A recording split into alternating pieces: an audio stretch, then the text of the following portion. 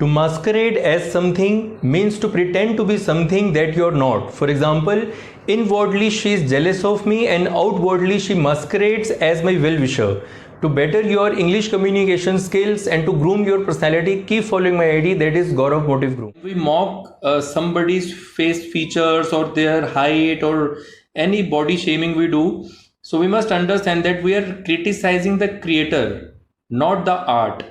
So when you're criticizing a particular painting, it doesn't mean that you're criticizing that painting. Basically, actually, you are criticizing the artist of that painting, the maker of that painting. So in the same way, when we criticize somebody's face features or their color or anything, so we are criticizing the creator.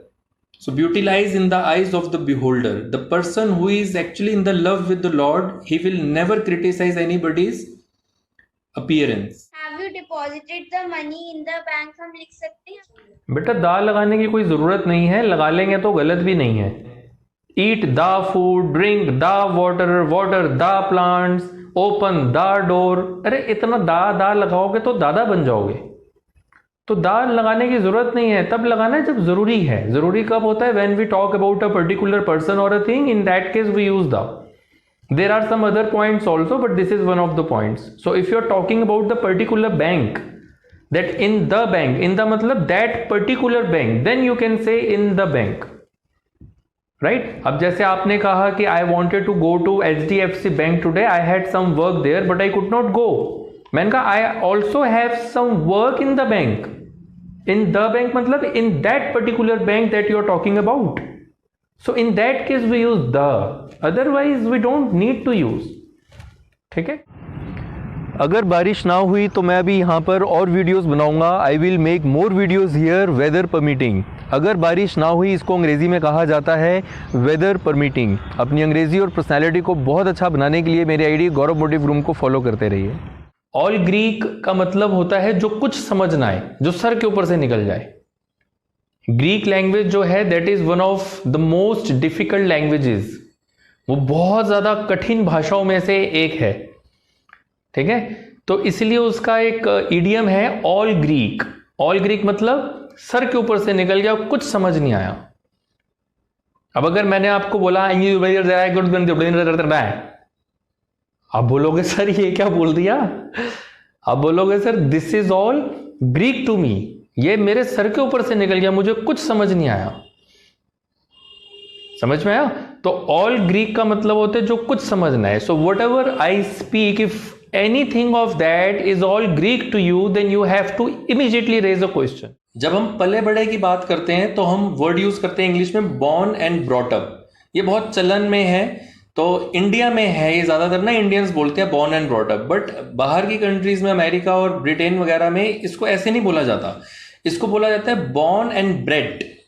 तो ऐसा बोलते हैं born and bred in US. जैसे मान लो रिजवान जो है ये America में पला बड़ा, तो मैं बोलूँगा कि Rizwan is born and bred in US.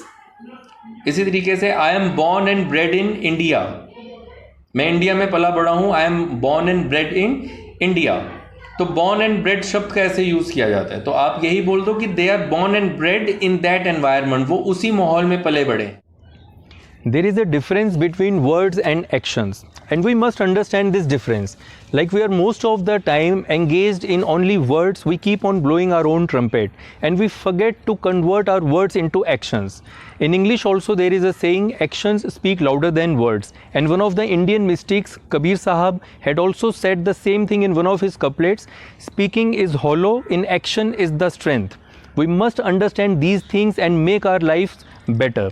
For practical and rational motivation, keep following my ID, that is Gaurav Motive Groom. आप सेंटेंस बोले. I have been coordinating meetings since morning.